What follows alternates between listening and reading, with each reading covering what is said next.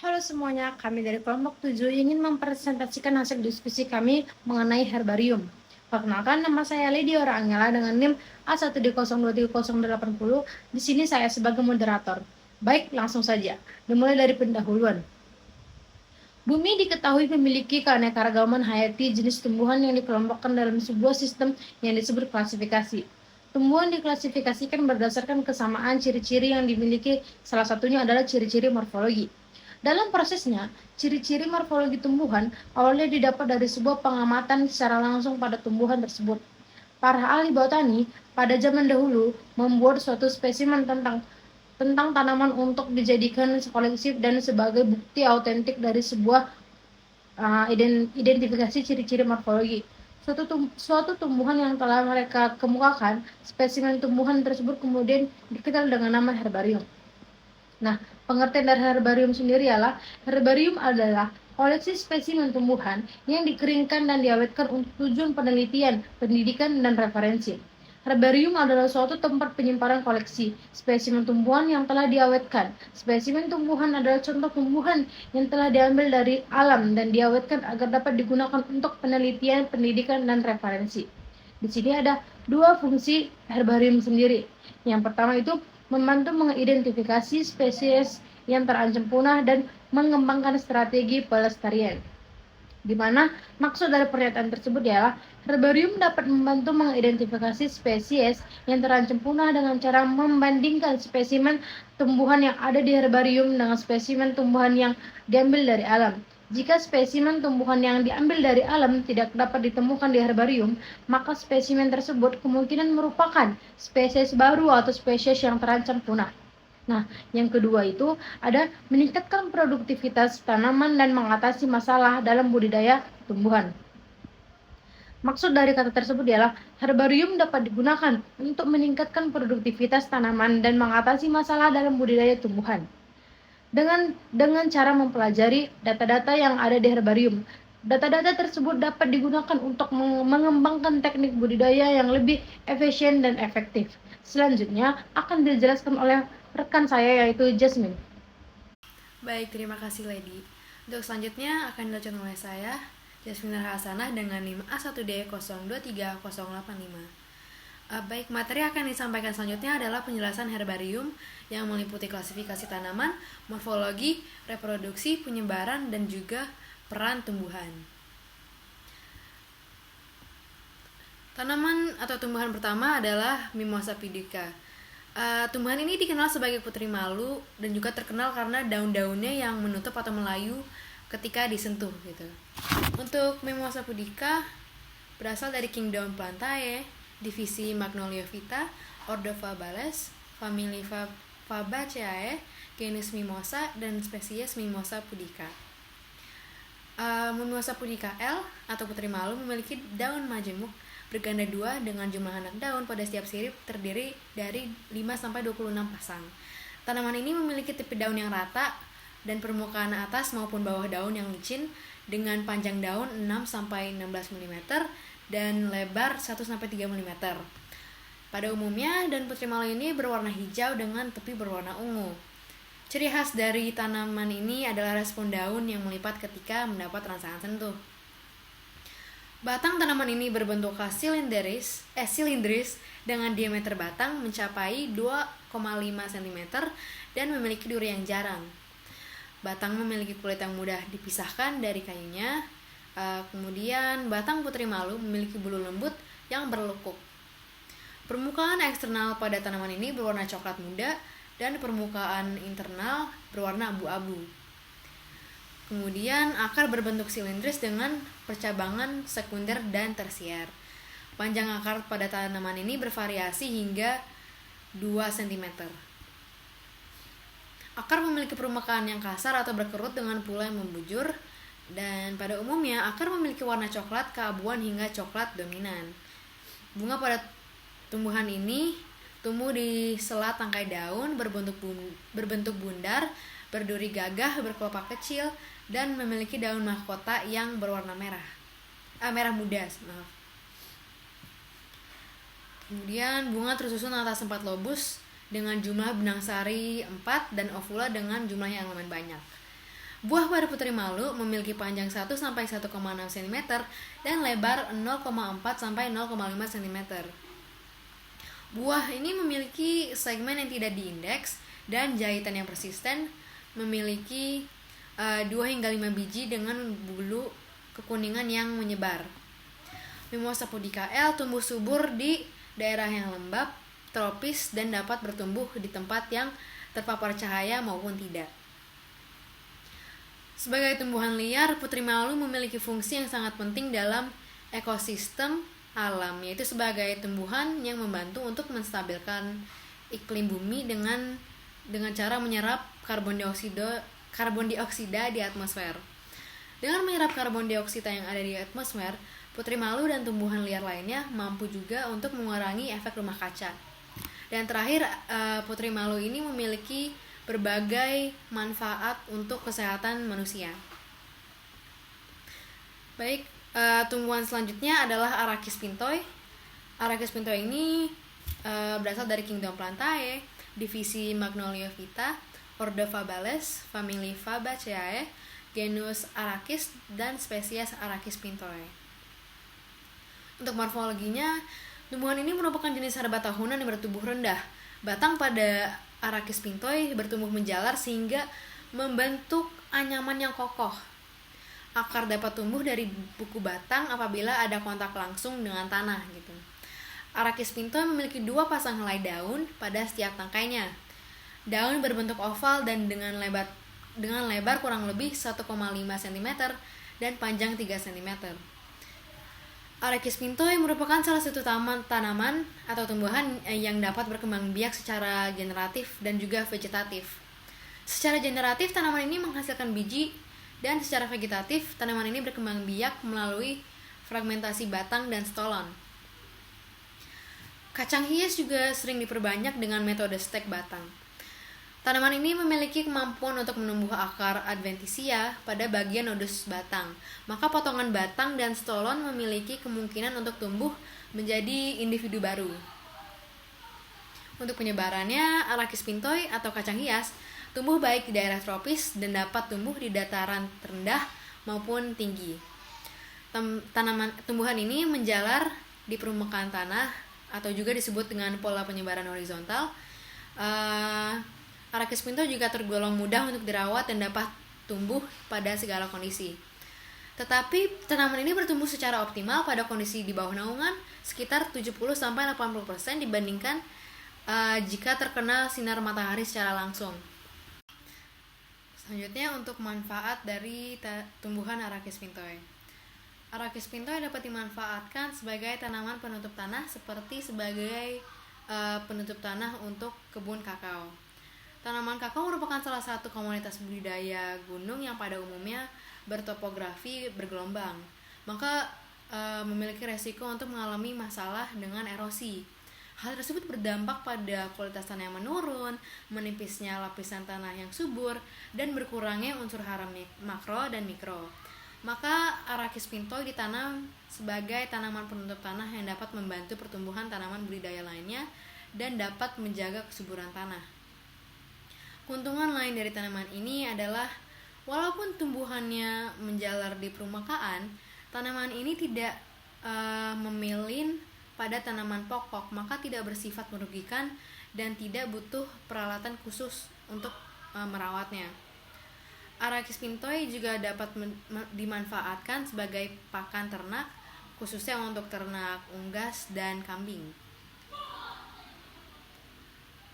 Untuk selanjutnya akan dilanjutkan oleh rekan saya.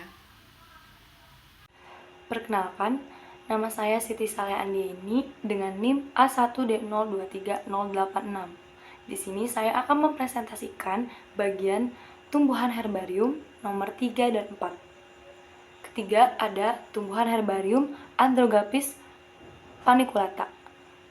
Klasifikasinya Kingdom Plantae, divisi Angiospermae, kas Dicotyledonea, ordo Personales, famili Acanthaceae, genus Andrographis, spesies Andrographis paniculata. Morfologi Andrographis paniculata. Yang pertama daun, Daunnya tunggal, berbentuk lanset, panjang 3-12 cm dan lebar 1-3 cm. Tangkai daunnya 0,2-0,5 cm. Pangkal dan ujung helai daun runcing, tepi daunnya rata, permukaan atas berwarna hijau tua dan bawahnya berwarna hijau muda. Batang berbentuk segi empat. Buah berbentuk kapsul, berkatup, dan berisi 3-7 biji berwarna coklat tua. Bunga berkelopak 5 helai, 2 helai daun mahkota di bagian atas berwarna putih dengan garis kuning di ujung, 3 helai di bagian bawah berwarna putih disertai warna ungu, panjang 7-8 mm. Reproduksi Andrographis paniculata. Perbanyakan generatif atau dengan biji. Penyebaran biji dengan angin dan hewan, epizoik, umumnya tumbuh sebagai gulma dan tidak dibudidayakan. Penyebaran Andrographis paniculata berasal dari India serta beberapa negara di Asia. Tanaman tropis ini banyak tumbuh di India, Cina, dan meluas hingga Asia Tenggara. Dikutip dari Lilik 2022. Peran tumbuhan Andrographis paniculata. Andrographis paniculata biasanya menjadi tanaman obat yang dapat menyembuhkan penyakit tipus, TBC paru-paru, batuk rejan, kencing nanah, demam. Selain itu juga penambah nafsu makan. Dikutip dari Fauzi 2009 dalam Malik 2014. Tanaman ini memiliki potensi untuk dikembangkan sebagai terapi alternatif dalam meningkatkan sistem imun tubuh. Yang keempat, Tridux procumbens. Klasifikasinya Kingdom Plantae, divisi Spermatophyta, kelas Dicotyledonae, ordo Asterales, famili Asteraceae, genus Tridux, spesies Tridux procumbens L. Morfologi Tridux procumbens. Daun majemuk terbagi 3 bagian berbentuk bulat telur, tekstur agak berambut, tepi daun bergerigi, berwarna hijau tua. Batang berbentuk bulat, permukaan berbulu, berwarna hijau kecoklatan. Akar serabut, berwarna putih kecoklatan. Bunganya tangkai panjang, terminal pada ketiak daun, berkelamin ganda. Kelopak berjumlah 5-7. Mahkota warna putih, putiknya warna kuning. Buah bertekstur kertas, bentuk ramping, berwarna coklat kehitaman atau masak, 2-3 kaitan jarum. Reproduksi Tridux procumbens. Perbanyakan generatif atau dengan biji. Penyebaran biji dengan angin dan hewan atau disebut epizoik. Umumnya tumbuh sebagai gulma dan tidak dibudidayakan. Penyebaran Tridux procumbens, tanaman ini berasal dari Afrika Selatan. Menyebar luas di Jawa sejak sebelum tahun 1835 dan kini telah tersebar di seluruh daerah tropis dan subtropis. Untuk peran Tridux procumbens, tanaman songgolangit digunakan sebagai tanaman obat-obatan. Sekian dari saya lanjutkan kepada rekan saya. Baiklah, perkenalkan nama saya Fajrina Alfia Yasmin dengan NIM A1D023082. Di sini saya akan melanjutkan dari partner saya. Baiklah, tanaman herbarium selanjutnya yaitu Vernonia cinerea. Vernonia cinerea sendiri berada di Kingdom Plantae, divisi Angiospermae, ordo Astralaes, famili Asteraceae, genusnya Syntalium, spesies Syntalium cinereum, Vernonia cinerea. Nah, selanjutnya yaitu morfologi dari Vernonia cinerea. Daun berjenis tunggal, berwarna hijau, ujung daun membulat, dan ada yang runcing. Tapi daun rata dan ada yang bergelombang, permukaan berbulu. Lalu pada bagian akarnya, akar tunggang karena termasuk tumbuhan jenis dikotil. Lalu pada bijinya, biji berbentuk memanjang, berwarna abu-abu kecoklatan, dan ukuran 0,1 sampai 0,2 cm, memiliki bulu berwarna putih.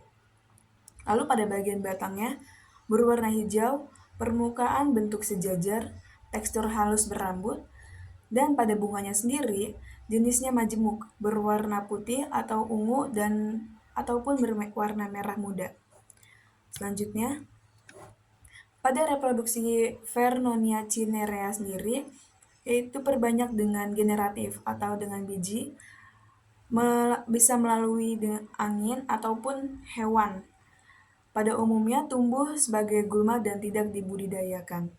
Lalu pada penyebarannya sendiri, biasanya Vernonia cinerea sendiri itu tumbuh pada daerah tumbuh subur pada iklim tropis. Dan pada hasil survei dan analisis, tumbuhan ini ternyata banyak ditemukan di ketinggian kurang dari 1000 mdpl dan sangat jarang ditemukan pada ketinggian lebih dari 1000 mdpl. Nah, peran tumbuhan dari Vernonia cinerea sendiri yaitu atau biasa orang awam sebut sawi langit. Nah, sawi langit sendiri memiliki peran sebagai pengobatan, diantaranya sebagai obat untuk herpes, demam, asma, bronkitis, penyakit kulit yang sudah kronis, lalu sebagai antimikroba, sebagai antivirus, dan anti kanker. Hal tersebut dikutip dari Velmurugan tahun 2010. Baiklah, tumbuhan herbarium selanjutnya yaitu Salopogonium mucunoides.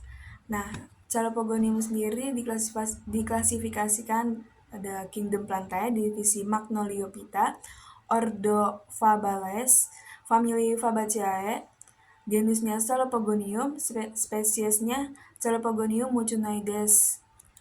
Pada selanjutnya, pada morfologi sendiri, Salopogonium pada bunganya tandan lampai, panjang hingga 20 cm, panjang tangkai bunganya mencapai 17 cm.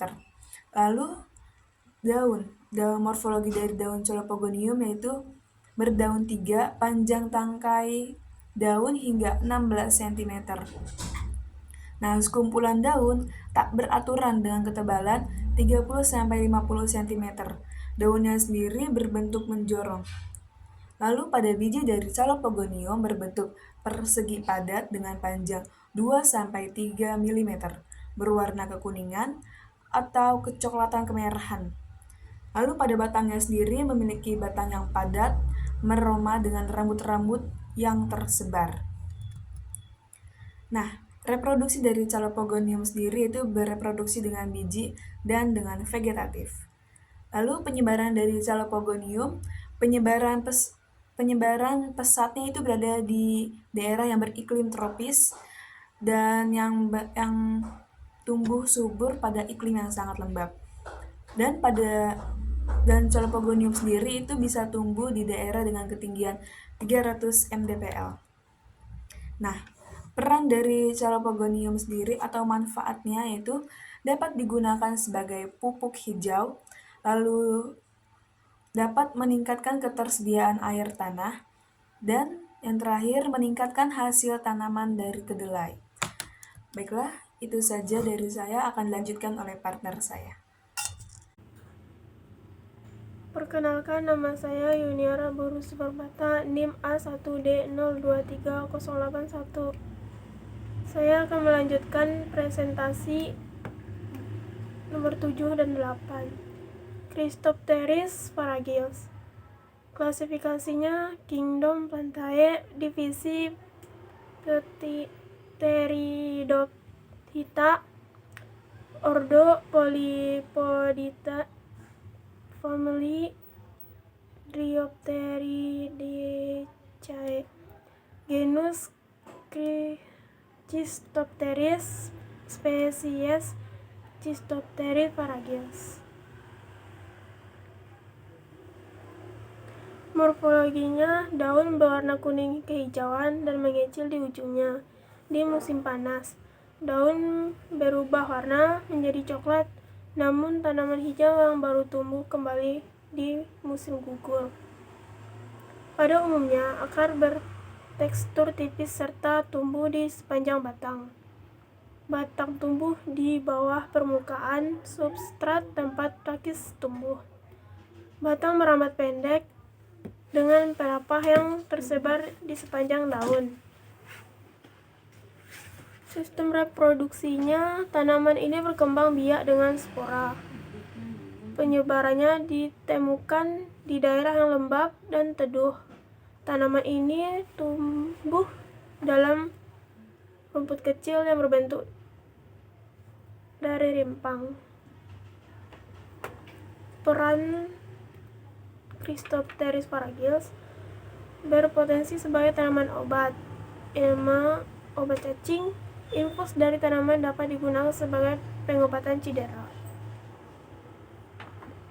Selanjutnya Euphorbia hirta. Klasifikasinya Kingdom Plantae, divisi Magnolioptae, ordo Euphorbiales, famili Euphorbiaceae, genus Euphorbia, spesies Euphorbia hirta L. Morfologinya terbentuk akar tunggang berwarna kecoklatan dan memiliki tudung akar atau kaliptra. Daun berukuran kecil dan berwarna hijau dengan bercak ungu. Daun termasuk golongan tunggal. Panjang daun berkisaran antara 0,5 sampai 5 cm. Daun majemuk. Bunga betina dikelilingi oleh bunga jantan. Berwarna hijau keunguan. Yang terakhir memiliki buah berbentuk kapsul yang memiliki 3 tonjolan bulat. Sistem reproduksinya, tumbuhan ini berkembang biak dengan cara pemotongan atau stek dan biji. Penyebarannya merambat di permukaan tanah, hidup di daerah beriklim tropis, tersebar luas di Indonesia. Dapat ditemukan di pulau-pulau Sumatera, Kalimantan, Jawa, Sulawesi, dan Papua. Perannya adalah mengobati asma secara tradisional, mengobati luka yang menginhibisi beberapa jenis bakteri. Selanjutnya akan dibacakan oleh rekan saya. Selanjutnya akan saya paparkan, namun sebelum itu izinkan saya memperkenalkan diri. Perkenalkan, nama saya Joni Agustiawan dengan NIM A1D023084. Di sini saya akan mempresentasikan mengenai tumbuhan herbarium nomor 9 dan 10. Nomor 9 yaitu Ruellia tuberosa L atau biasa dikenal dengan tanaman peletekan. Taksonominya sendiri yaitu kingdomnya Plantae, divisinya Magnoliophyta, ordonya Stropulariales, famili Acanthaceae, genusnya Ruellia, spesiesnya Ruellia tuberosa L. Next, morfologi. Morfologinya batang berdiri tegak dengan pangkal sedikit berbaring, bersegi, masif, berbentuk segi 4 tumpul, kemudian berwarna hijau, keunguan, serta permukaannya tertutup rambut-rambut yang halus dan pendek. Kedua, akar. Akarnya tunggal yang telah menebal sehingga terlihat seperti modifikasi akar umbi. Selanjutnya, daun. Daunnya berbentuk bulat telur dengan ujung tumpul, tipis, pangkalnya runcing, tepi berjeriji yang memiliki panjang mencapai 6-18 cm, lebarnya 3-9 cm, yang tersusun secara bersilang berhadapan, dan tulang daunnya yang menyirip. Kemudian bunganya berbentuk terompet, mahkota berjumlah 5 berwarna ungu, kemudian kelopaknya sendiri berjumlah 5, memiliki alat kelamin betina yaitu putik, dan alat kelamin jantannya benang sari, sehingga termasuk jenis bunga sempurna. Selanjutnya ada buahnya yang masih muda berwarna hijau, sedang buah yang sudah masak berwarna coklat. Jika buah yang sudah masak terkena air akan meletus dan terlepas serta terlempar dari tangkainya. Selanjutnya, next ada reproduksi. Reproduksi Ruellia tuberosa L dapat diperbanyak secara generatif menggunakan biji dan vegetatif menggunakan stek batang. Next, penyebaran. Penyebarannya terdapat di sepanjang pinggiran jalan dan di lahan kosong. Di Jawa mencapai ketinggian 150 meter di atas permukaan laut dan secara umum mudah dijumpai. Ruellia tuberosa L sendiri berasal dari Amerika tropika, tetapi ternaturalisasi di Asia Tenggara. Contoh negaranya yaitu Thailand, Semenanjung Malaya, Jawa, dan di wilayah tropikal lainnya, seperti di negara India, Sri Lanka, Afrika, sebagai lepasan dari tanaman hias budidaya. Next, perannya. Peran tumbuhan dari Ruellia tuberosa L ini atau tanaman peletekan dapat digunakan sebagai anti-diabetik. Masyarakat menyarankan bahwa tanaman kencana ungu ini dapat mencegah beberapa penyakit. Misalnya saja hipertensi, kondisi lambung yang panas, meredakan peradangan pada ginjal, kemudian infeksi saluran kemih, batuk, kondisi iritasi pada kulit, serta diabetes. Daun tanaman peletekan ini banyak dimanfaatkan untuk pengobatan secara tradisional. Tanaman peletekan memiliki potensi sebagai tanaman obat. Tanaman ini terbukti memiliki efek. Salah satunya sebagai antimikroba. Bakteri endofit telah banyak diisolasi dari berbagai tanaman herbal. Salah satunya adalah tanaman peletekan yang telah terbukti secara ilmiah mampu menghasilkan senyawa aktif antibakteri. Kemudian konsentrasi 500 mg per liter ekstrak Ruellia tuberosa L memiliki kemampuan menghambat bakteri E. coli dan S. aureus serta memiliki kemampuan sebagai anti jamur terhadap Candida albicans. Nomor 10 yaitu ada Ipomea cinancifolia. Selanjutnya ada taksonominya, kingdomnya dari Plantae, divisi dari Tracheophyta, ordonya Solanales, famili Convolvulaceae, genusnya Ipomea, spesiesnya dari Ipomea cinancifolia Mason. Next, selanjutnya morfologi sendiri. Morfologi dari tumbuhan ini batangnya berbentuk bulat, kompak atau berongga, tumbuhan menjalar, membelit, condong atau tegak. Percabangan batangnya termasuk monopodial, cabangnya merupakan sirung pendek, arah tumbuh batangnya sendiri yaitu condong, batang bergetah, kemudian permukaan batangnya licin, berambut halus, dan banyak lentiselnya.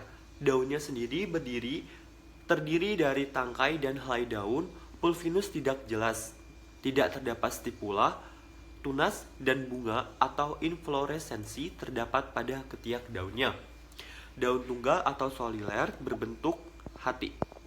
Selanjutnya, buahnya sendiri berbentuk kotak atau kapsul, bentuknya bulat telur, terdapat sisa kelopak, warna putih hijau, permukaannya licin, saat tua pecah menjadi 2-3 bila ditekan. Selanjutnya ada akar. Sistem akarnya termasuk perakaran yang tunggang, ukuran kecil sampai sedang, ulet, kadang-kadang rapuh, berkayu atau lunak, kompak atau berongga, percabangan akarnya banyak atau sedikit, berbentuk kerucut atau filiformis, warna putih coklat atau kuning kotor. Selanjutnya terdapat bunganya sendiri berbentuk lonceng atau corong, actinomorph, kemudian berwarna putih polos atau putih merah, terdiri dari 5 sepala yang berlekatan, 5 petala yang berlekatan, 5 stamen dalam lingkaran, dan ginoeciumnya yang terdiri dari 2-3 bagian. Next, reproduksi. Kita lanjut ke reproduksi. Reproduksinya dapat diperbanyak menggunakan beberapa metode, yaitu biji, potongan stek, pelapisan atau layering, pencabutan tunas yang termasuk tuber atau umbi, dan yang terakhir adalah pemisahan rumpun. Next, penyebarannya. Penyebaran Ipomea cinancifolia Mason ini adalah spesies tanaman yang terdistribusi secara alami di beberapa wilayah di Amerika Selatan. Contoh wilayahnya di mana Ipomea cinancifolia Mason ini dapat ditemukan antara lain di negara Argentina, Bolivia, Paraguay, Uruguay, dan Brasil. Ipomea cinancifolia Mason ini adalah sejenis tumbuhan yang termasuk dalam keluarga Convolvulaceae. Ini adalah tanaman merambat atau menjalar yang biasanya tumbuh sebagai semak atau perdu. Next, selanjutnya peran.